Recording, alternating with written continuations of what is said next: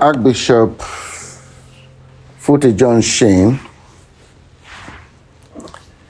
was said when he was still Archbishop. He said, when a priest stand on the pulpit to preach,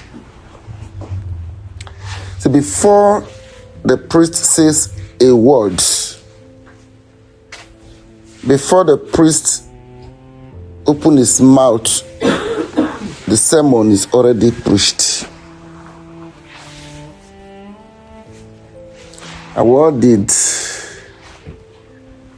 said Footy Shane mean by this? He said, because you are in the front of your parishioners, you may think that your parishioners don't know you. They know you true and true. And the best sermon you preach to your parishioners is your life of witness, the life that you live, the life of sacrifice, the life of detachment. I remember when Will started the seminary in 1982, our rector was Father Gregory Abiewode, and our vice rector was the late emeritus Bishop of Warri, John Aferahai. But almost every day, Father Greg would tell us,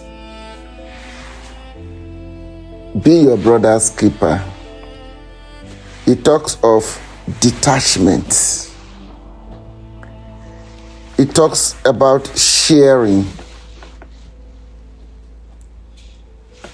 Then, as time goes on, my second pastoral year with Father Benjamin Dara, and Benjamin Dara said, there are no poor parishes. You only have poor priests. He said, when you serve your parishioners, when you sincerely dedicate your life to your parishioners will take care of you. And I had that experience as a young priest. In 1993, I was posted from Holy Cross Cathedral to a village called Udaba. And some priests were asking me, what did you offend the Archbishop? Why did you post you to a village where no one wanted to go? And surely, at that time, once you are sent to this parish, Assumption Catholic Church, Udaba, it is seen as if you are going to serve punishment. So, I responded, I said, there are human beings there. There are people who live in that place. They are not condemned. Anyhow, I went there, and we used to buy water from Uromi, and the road was not tied, there was no electricity. But there's something that touched me. I started surviving by farming. I had 11 acres of rice farm. Coincidentally, one of my outstation was Udochi. But there's something very unique about these people. I said I had rice farm, right? But I did not carry cutlass to work. The parishioners go there, they cleared, they walked, they did everything. Then they had this tradition. When they go to the farm, during harvest time, the first harvest goes to the parish. The first thing they harvest. So Udaba will give you rice, Ifeku will give you yam, and Anegbete will give you also rice. Then there is one that was very, very, very serious. The fishermen. Because when you are in the parish, you'll be seeing the waters like this. The fisherman is in the water. The first fish that he will catch, he will pull his boat, come and drop the fish in the parish and continue fishing. I was deeply touched by this experience.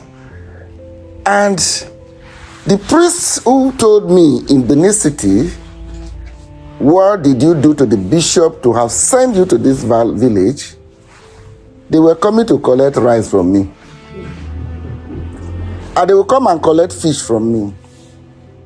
And of course, you can't think of a car.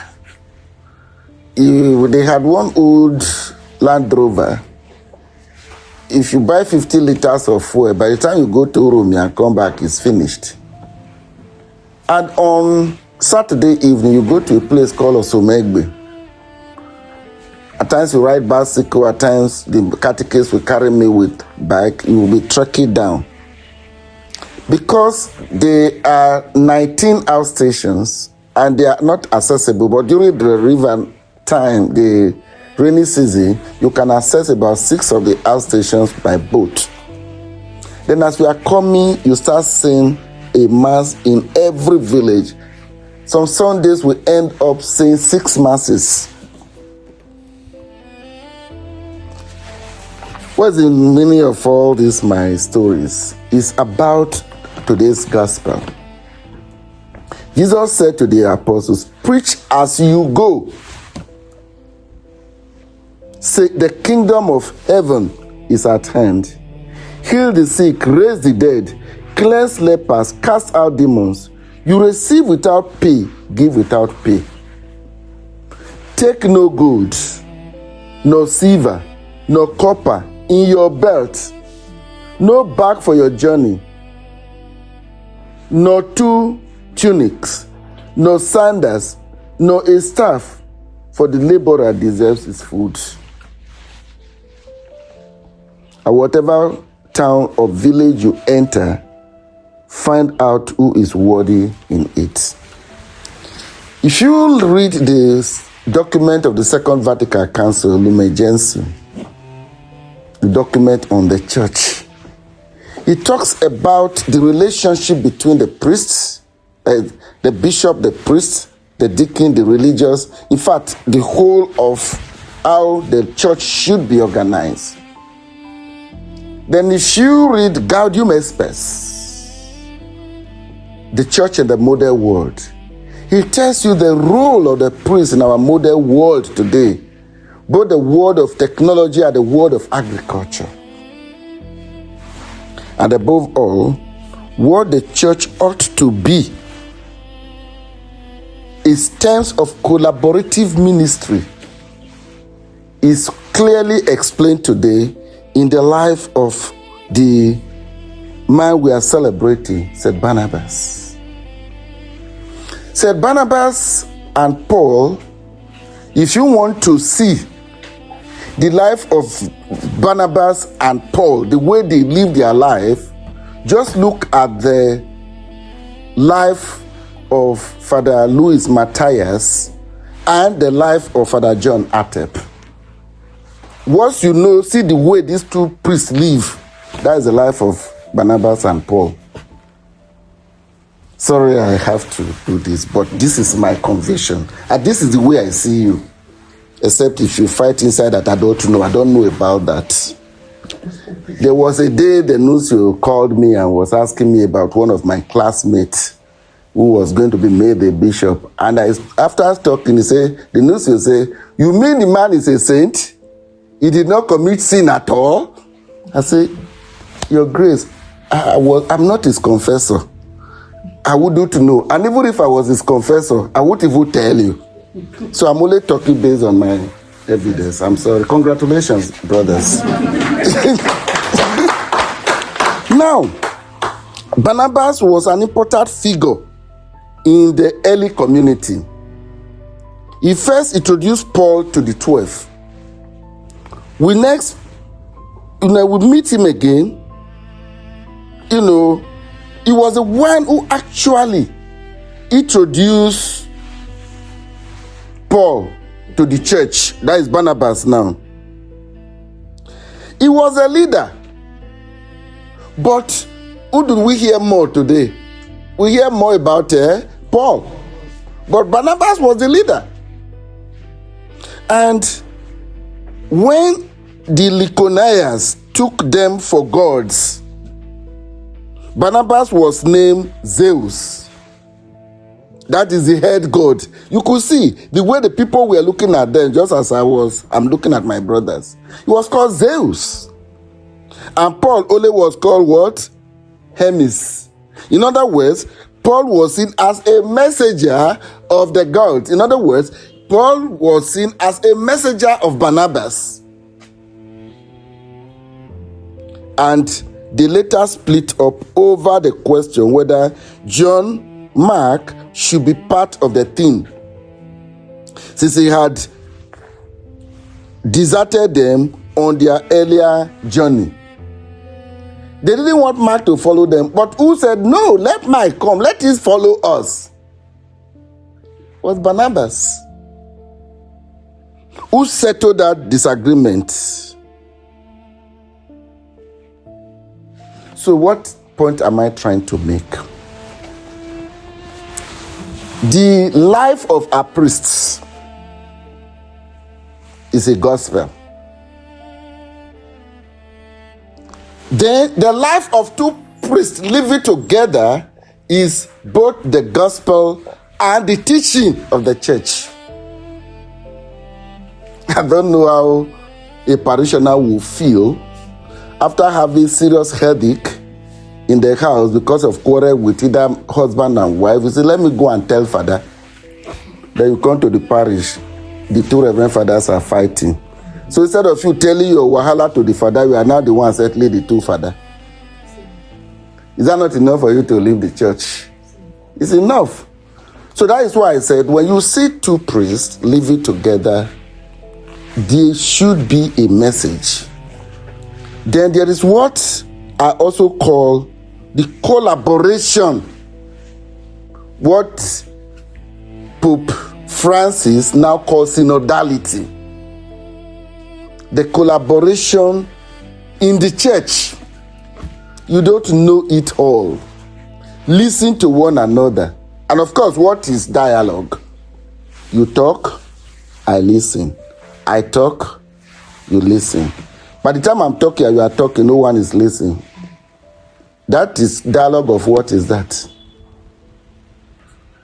So today, I want to invite us.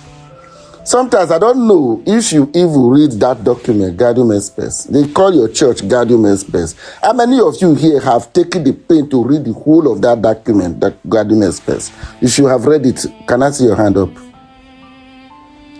None of you have read it? Okay, I'm going to send that document to your platform today. And I want everybody here to read that document. And on Tuesday, I will ask one of you to come and preach on Gaudium et Spes. So I pray that God will bless us and protect us. And for our brothers, may God continue to strengthen you, just like he has strengthened Barnabas and Paul. And may God strengthen all of us here, especially my parishioner when I was in Udaba, that will still continue to take care of us here. So may God bless and protect you both now and forevermore. Amen.